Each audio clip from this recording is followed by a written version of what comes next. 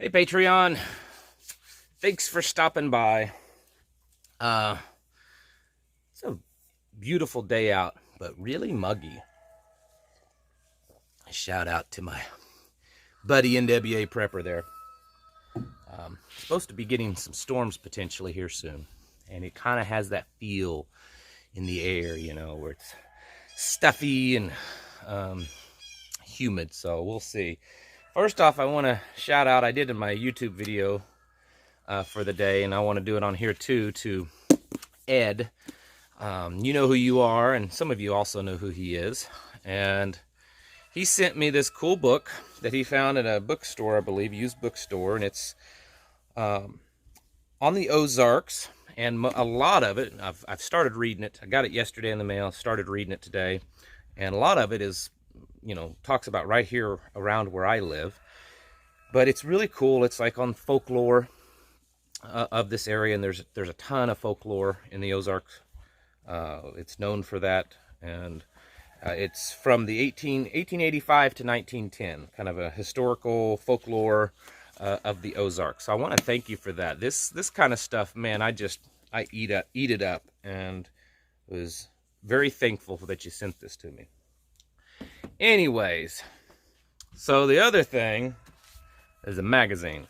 This is kind of gave me the idea for this video a few days ago, and this is something I've talked about on my YouTube channel before. I think it's been a while back, and it's always one of those little personal pet peeves of mine, and it's about males in America, or in our world, not being men.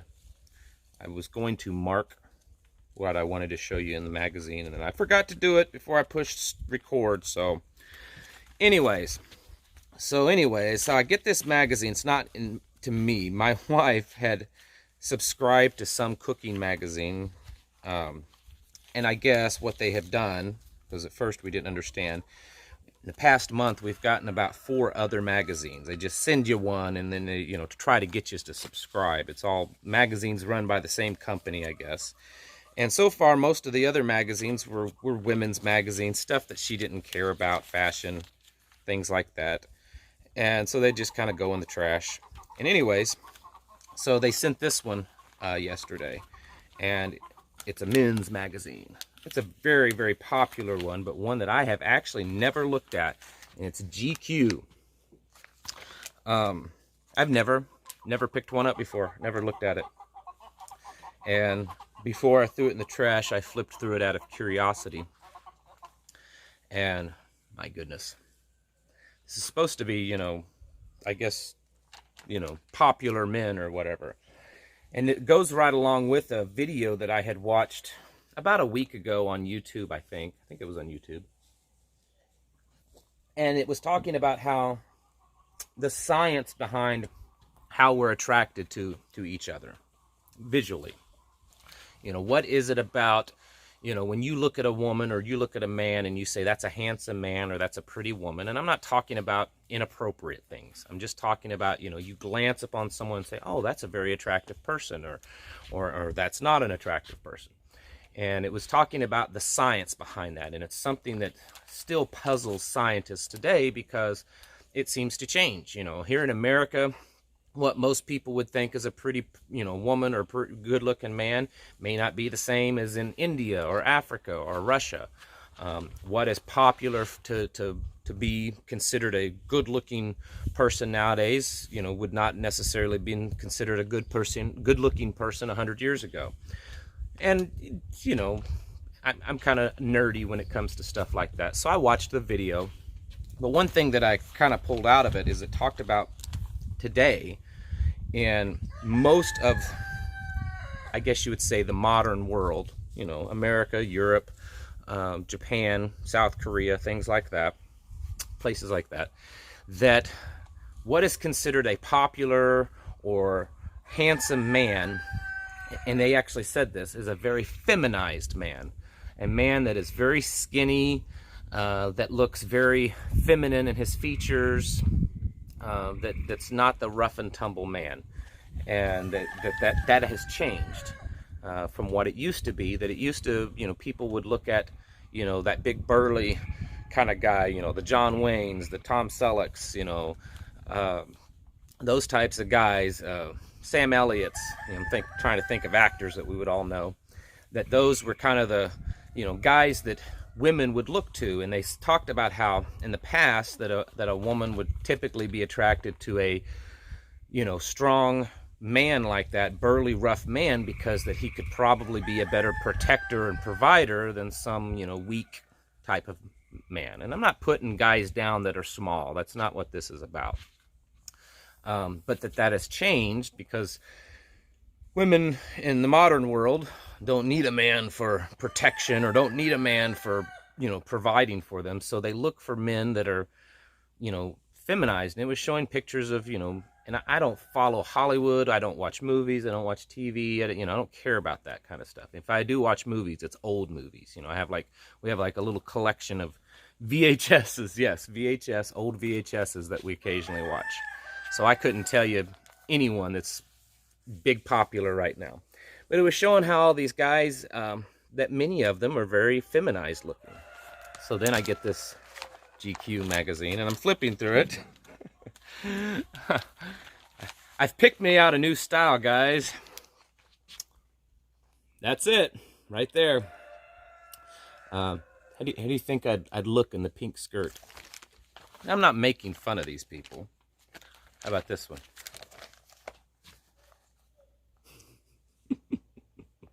Yeah. This one looks like he's wearing his pajamas or something. I don't know what in the world that's about. Oh, anyways, that was kind of the humorous part of it for me. What's wrong with us men? I'm not singling out women, so, you know, you can watch this too and maybe learn something, or you can go tell your husbands or boyfriends or sons or whatever. There is nothing wrong with being proud of being a man. That doesn't mean that you have to be a jerk. Doesn't mean that you have to be mean. Doesn't mean you have to grow a beard or anything like that. I'm not talking like that. But just be proud of your manhood. Surprisingly, in that video that I watched, because I suspect from where it came from, I can't remember what channel. It was not an individual. It was like some organization that put this video out. It was probably definitely had a left-leaning slant to it. But it actually said, I was surprised, that they believed that feminism has caused, men to become, that feminized look. And the reason is because, these radical feminists, they don't want a strong, powerful man because they're the strong, powerful woman. So they tend to look for, a weaker, feminized, non-manly looking man, which is why they theorize is one of the reasons why that feminized, type of men wearing the skin-tight clothing and shaved body and slicked back hair and manicured nails and actually have makeup, they make men's makeup now. That's one of the reasons why. There's nothing wrong with being a man. And men can, you can be sensitive to a certain, point, and it's okay. You can have compassion and love for your children, for your spouse, for your, fellow man and neighbor and that sort of thing. It doesn't mean that you're weak. And I think that we've gotten to a place in our society that there's no balance. There's no balance in what we see with men. We either see the Hell's Angels, biker that has no feelings for anyone. No, and I know I'm being very, labeling, and I'm not saying that every biker is this way, but, the mean tattooed, shaved head, pierced, that, has no sympathy, that's a jerk to women, that demeans women, that, they're just an a-hole. Or you have the ultra feminized, shaved every part of their body, makeup, manicured, high heels, all whatever you talk, because it all exists for men now, unfortunately. Pink dresses, skirts, whatever that was. And there's not really anything in between. And for those of us that are in that in between, we're outcasts. Well, we're outcasts for a lot of reasons. We're probably outcasts because of our faith. We're outcasts because of our political views. We're outcasts because we're aware of what's going on in the world and that we try to prepare for it. So I guess we're just outcasts in every other possibility too. So might as well be an outcast for being a man. But it's okay to be a man. It's okay to raise your children, your boys, to be men. Yes, teach them to respect a woman. Teach them to take care of her, respect her, provide for her, protect her, those types of things. But also that it's okay to be a man. You know, it's okay to hug your children, to love your children, and to show them love and your feelings to a certain extent. But it's also okay to be tough. It's okay to have calloused hands. It's okay to get dirty. It's okay to have your musky man smell sometimes. That's just how it is. I mean, I can't think of how many times recently I've gone to the store and I'll pass by a guy that his aftershave just about makes me hurl because it's so heavily like he's bathed in a bottle of cologne or something. I'm not preaching against cologne, but come on, guys, man up. Sometimes, you don't have to quite bathe in the stuff. Your hair doesn't have to be perfect all the time. It's okay to have a little stubble every once in a while. It's okay to do things to get dirty. It's okay to dress down. It's okay to be a little tough. It's okay to like guns. It's okay to go camping. It's okay to say that, evil is evil.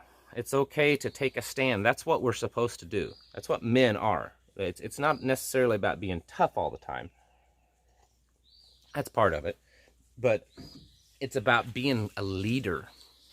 Teaching your children, especially your boys, to be leaders. To raise them up to be leaders in their homes and in their communities. And that is something that men have failed to do. We have failed to do that for too long, to take a stand and say, this is sin, this is wrong, this is immorality, this is, communism, this is whatever it is, that we're going to take a stand, draw the line. We're not going to allow this in our home. We're not going to allow this in our community. We're not going to allow this in our government. We're not going to allow this in our churches, in our schools, or whatever, that we're going to take a stand for that, and show some maleness, and stand up against things that are wrong. That's part of being a leader in your home and in your community, your churches, your organizations, whatever it is. And I think men have gotten beat back for so long that we kind of think that, well, we just need to keep quiet, that we have radical feminist and feminized men now running everything, and homosexuality and everything else that's going on, that it's not popular, it's not politically correct to be a man. And maybe that's so. Maybe it's not politically correct to be a man, but too bad. Political correctness isn't always the right thing, and in fact, usually it isn't the right thing. So I don't have a clue where I'm going with this on this video, but it's okay to be a man. It's okay to man up. That doesn't mean that every one of you need to go out there dressing in flannel and chopping wood and be dirty and smelling like stinky fish all the time.